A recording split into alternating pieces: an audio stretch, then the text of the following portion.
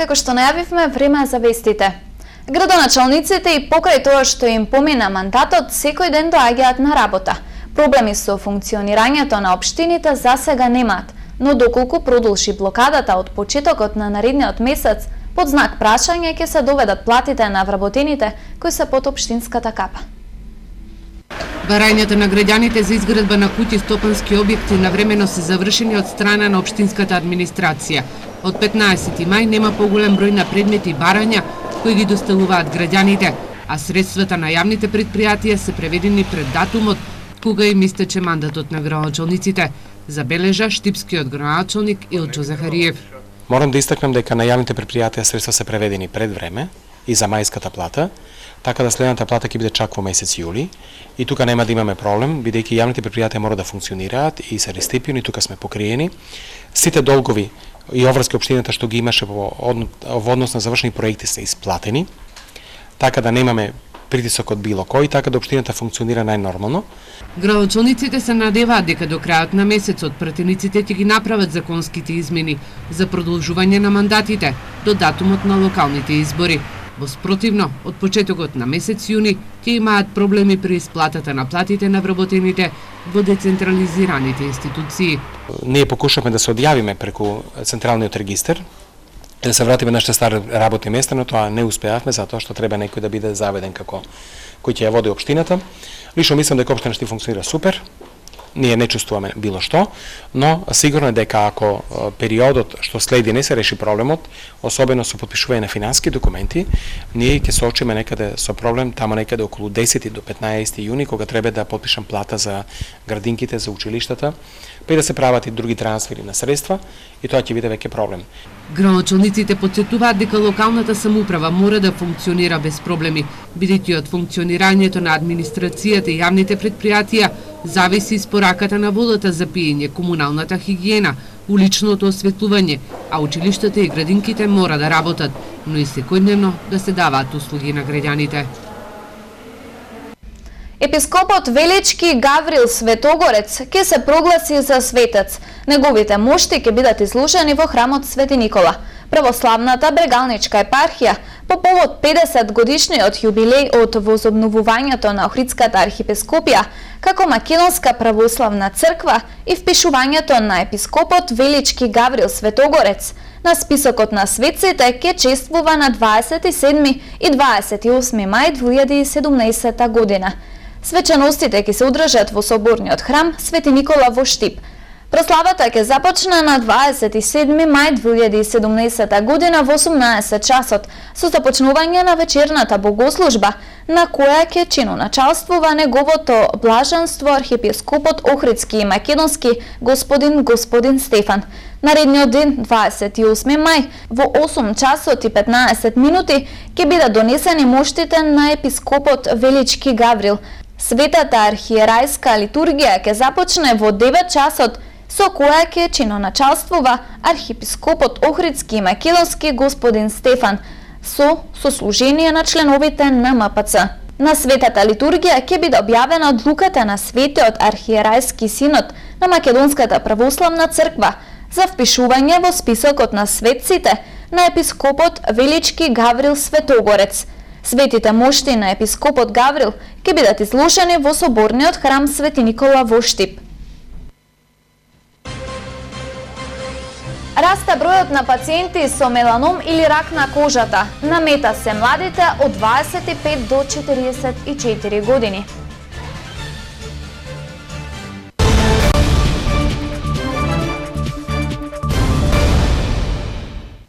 Десетчлена криминална банда, од која 7 малолетници се осомничени дека се сторители на 9 тешки кражби. Според полицијата и нанеле штета на граѓаните од речиси 3000 евра. СВР Штип им поднесе кривични пријави.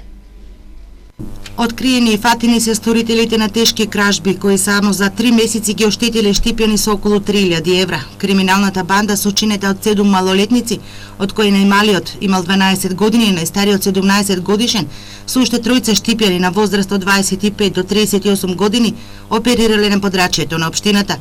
Влегувале во станови, куќи, дуќани, продавници, дури во Карбинското училиште и Штипската џамија. Оттаму заминувале со вреден плен. влегувале во куќи, подруми, гаражи, дуќани, патнички моторни возила, како и во Општинско основно училиште во Карбинци и џамијата во Штип, од каде одзеле разновидни предмети, како електрични алати, музички уреди, пари, фотоапарати, куќишта од компјутери, монитори, кабли, лаптоп, компјутер, акумулатор, текстилна стока, стекнувајќи се со противправна имотна корист од 183.000 денари.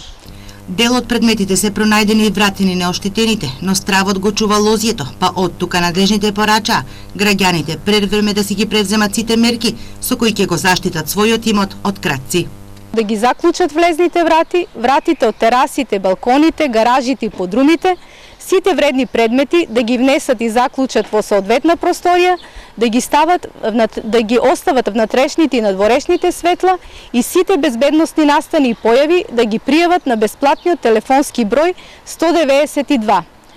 Осомничените за кражбите понатаму се предмет на истрага на судските власти. СВР Штип до основното јавно обвинителство против сторителите поднесе 3 кривични пријави и исто толку известувања за сторени 9 тешки кражби. Штипски дилер имал намера да продава дрога на осудениците во Штипскиот затвор, каде и самиот издржувал казна за исто такво дело. Пратката со дрогата пристигнала до пријавницата на затворот. Ја предал таксист кој го предал пакетот, но пратката не стигнала до примачот, бидејќи била навреме откриена од службите во казнено-поправниот дом. 28 годишниот штипјанец од порано е познат на службите, а денеска заработи уште една пријава за дрога. Поднесена е кривична пријава против лице на возраст од 28 години од Штип поради основано сомнение дека сторил кривично дело, неовластено производство и пуштање во промет наркотични дроги, психотропни супстанции и прекурсори. Пријавениот со намера да се стекне со противправна имотна корист како затвореник во казнено-поправниот дом Штип за време на викенд отсуство во месец јануари од непознато лице за сума од 200 евра набавил околу 38 грама на наркотична дрога марихуана, која потоа ја препакувал во 5 најлонски зипер кесички и истиот имал намера да ја продава на затвореници во казнено-поправниот дом во Штип. Возило удри во пеша кај трговскиот центар во Штип. Сообраќајна несреќа се случи по 15 часот и 30 минути. Во незгодата повредена е повозрасна штипјанка, која со возилото на итната медицинска помош е однесена во болница. Според очевидци, возачот на возилото Ауди се искачил на тротоарот, каде прво удрил во жената, потоа и во паркиран мотор, пред да удри во зидот на излог на продавницата. Полицијата изврши увид на местото на несреќата, се работи за утврдување на причините.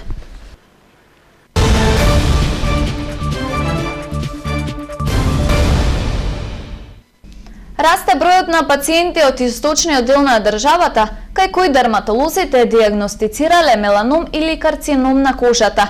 Ако порано меланомот најчесто се јавуваше во 50-тите години од животот, во изминатиот период намета е помладата популација на возраст од меѓу 25 до 44 години.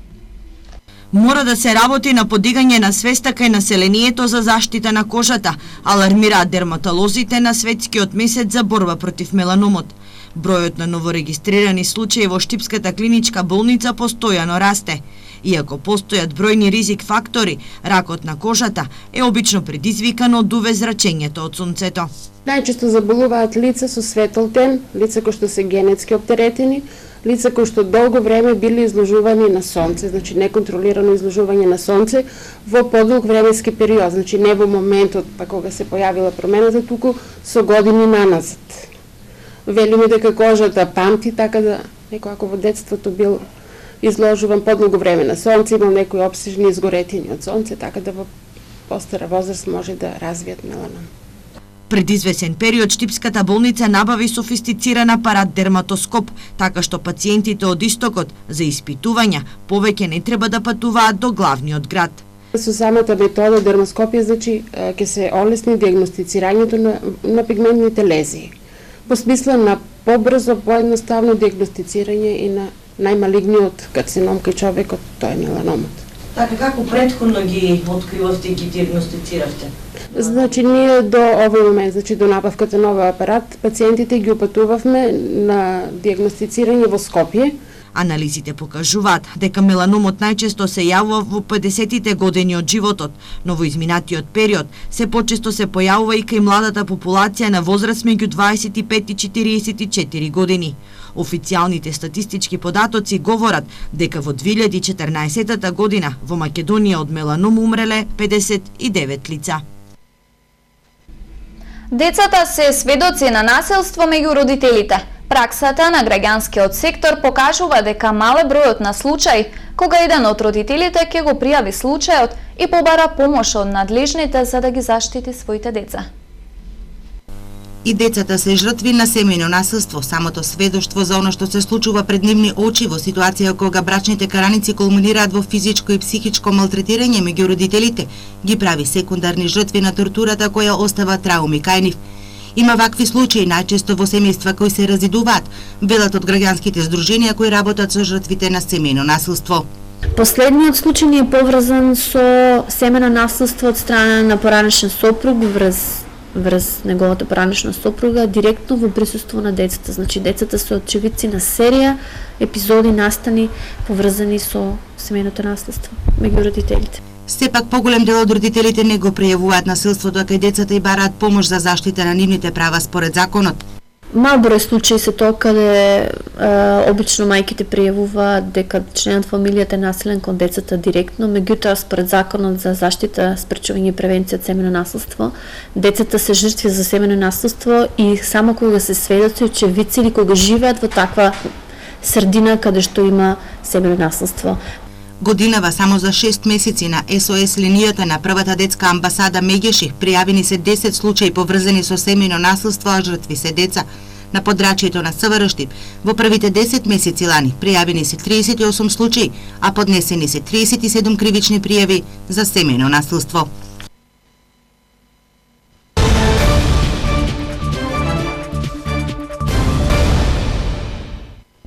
Штипски ИСАР ќе продолжи да инвестира во бањата Кежовица. Планот е да се гради нова фонтана, но и отворен базен. Секако ќе се воведат и нови услуги за посетителите на Штипската бања. Штипското комунално предпријатие ИСАР годинава ќе има нови инвестиции во градската бања Кежовица и хортикултурно ќе го уреди просторот околу неа. Директорот на јавното предпријатие ИСАР пред медиумите истакна дека во кругот на бањата ќе се направи и нова фонтана, ќе се воведат и нови услуги за граѓаните и туристите кои ја посетуваат градската бања Кежовица. Овде ќе биде воведена физикална терапија, односно ќе имаме и воведено и масажа за самите гости, а во наредна фаза на самата бања ќе имаме еден отворен базен кој што ќе биде со геотермални води, додека работиме на еден проект со Република Бугарија, со една општина од Република Бугарија за правење на одредени мали базенчиња во самиот рит овде на самата бања, кои ќе бидат оградени и ќе бидат како едно интимно катче за сите граѓани на град Штип и пошироко. Раководителот на градската бања Кежовица Трајче Јанев вели дека со реновирањето на просторот за сместување на туристи капацитетот им е пополнет во текот на летниот период, а имаат гости од балканските земји, но и од далечниот исток. Ние бележиме посетеност на бањата од околу 70.000 посетители годишно. Што однесува до гостите и сместувачите капацитети, нашите капацитети во летниот дел се полни. И оваа година забележуваме гости од далечниот исток. Оние кои ја посетуваат бањата и ги користат благодетите од водата на Кежовица се презадоволни. Стално доаѓаме, секој понеделник доаѓаме и водата е за мерак. Убава и базенто и чисто хигиена за мерак. Убава бањата. Чисто за здраве, водата не е убава, чиста за здравје. Директорот на Штипското комунално предпријатие Бојаджиев на пресконференцијата пред медиумите потенцираше дека во изминатите 4 години интервенирано е во бањата Кежовица, со што се реновирани тушевите, инсталацијата, доградени и сместувачкиот капацитет. По повод националниот празник на власите, денеска градоначалникот на Штип прими делегација. На денешен ден во 1905 година турскиот султан ги прогласува власите за посебна етничка заедница која живее на Балканскиот полуостров. Градоначалникот на општина Штип Илчо Захариев денеска по повод националниот празник на власите имаше средба со представници од оваа заедница. Втор по бројност народ во нашиот град се власите. Власт е народ кој покажале во историјата како се чува националниот идентитет, како се чува нивната култура, и морам да кажам дека тоа се пример за граѓани кои покажуваат како треба се сака Република Македонија. Едни од најлојалните граѓани во Република Македонија. На овој денешен ден, на 23. мај 1905 година, султанот ги призна властите како етнос, како посебен етнос на Балканот. И од тогаш фактички овој празник се празнува како национален празник на властите. Александар Џамбазов, еден од повозрасните представници во делегацијата која денеска имаше прием кај штипскиот градоначалник, вели дека ова е голем ден за власите, кои со векови обстојуваат на Балканскиот полуостров. 82.000 власи има. Те баш кажа оваа година, не знам кој дато беше, 82.000 власи има тука Македонија. И од сточниот дел, и од там, и од кај Србија, од кај Руманија, од Грција, секаде, значи толку со 82.000 власи. Според статистичките податоци од последниот попис, во Македонија живеат 9695 власи, односно 0,48% од купното население во земјава. Штипската библиотека ќе добија нов лик. Од денес стартува реконструкцијата. Проектот чини 600.000 денари, пари обезбедени преку Националната програма за култура. Од денес започнаа градежните активности во Штипската библиотека. Се работи на целосна промена на старите прозорци кои не се смените откако е изграден објектот. Го добивме проектот, званично се пријавија, најнискиот изведувер се одбра и од денес почнуваме со промената на комплетно целосната библиотека, ја затвараме со нови ПВЦ прозор. Целосната промена на прозорците ќе чини околу 600.000 денари и според договорот, реконструктивните работи треба да завршат за половина месец. На овој начин ќе се подобри енергетската ефикасност, а истовремено ќе се создадат и подобри услови за читателите. Можем да ви кажам дека ова го правиме само за подобри услови за читателите, како и за вработените и да можеме секако подобро да се осеќаме внатре сите ние. Инаку проектот е вреден некаде околу 600.000 денари и се надеваме дека ќе бидат сите задоволни и ќе го завршиме во најбрз можен рок. Промената на старите прозорци со новиот проект финансиран преку Националната програма на Министерството за култура.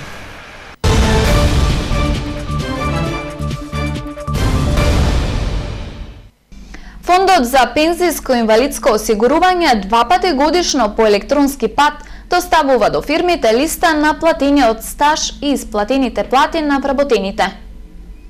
Фондот за пензијско инвалидско осигурување, согласно законот, е должен 2 пати во годината да достави по електронски пат податоци за стажот и платите на вработените во нивните фирми. Таа врска и оваа година фондот ја достави до фирмите, односно образците за плаќање на придонес преку кодиран файл, значи кодиран файл се додава шифра на него, преку која може да се влезе во програмот и да се и штампаат сите листи на вработените.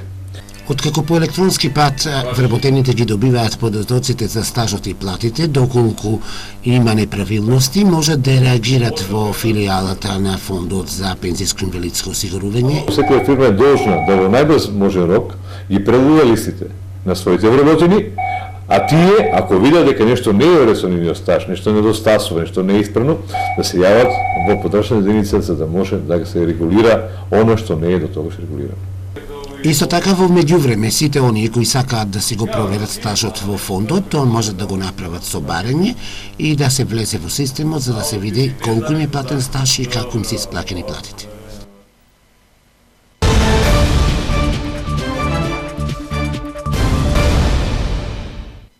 Борачите на Балканец Дејан Митров и Мики Тодоров се сениорски државни прваци во Македонија на првенството што се одржа во Велес. Во конкуренција на кадети први места освоија Мартин Стојанов, Давид Мишев и Петар Тодев. На државното првенство за сениори и кадети во Велес настапи 85 борачи од повеќе клубови на Македонија, освен Вардар и Тефиус кои го бойкотираа првенството. Меѓу нив беа и борачите на Балканец, кои се представија во добро светло, освојувајќи 5 први и повеќе втори и трети места. Во сениорска конкуренција, повратникот на Душико Дејан Митров во категорија до 74 кг го освои првото место. Ова беше прв настап на Дејан Митров по 6 месеца пауза по операцијата на левото рамо и постоперативниот период. Прво место кај сениорите освои Мики Тодоров, кој исто така по подолга пауза се реактивира во категорија до 86 килограми. Михаил Николов беше втор во категорија до 97 килограми, додека Џан Демиров, Бован Савев, Дејан Спасовски и Александар Донев беа трети во своите категории. Во конкуренција на кадети први место во своите категории освоија Мартин Стојанов, Давид Мишев и Петар Тодев. Втори место во своите категории освоија Филип Тасев и Алекс Петручев, додека трети место освоија Филип Стојков и Бобан Панов. Инаку според календарот, сениорите ги очекува неколку значајни меѓународни манифестации. Најнапред од 10 до 12 јуни во Штип ќе се одржи традиционалната борачка манифестација Македонски бисер. Една недела подоцна македонската борачка експедиција ќе настапи на турнир во Словачка, а во месец септември ги очекува светското првенство што ќе се одржи во градот Париз, Република Франција. Почитувани гледачи, тоа беше се во вестите на Ирис телевизија. За повеќе можете да не посетете на iris.mk и социјалните мрежи. Пријатно!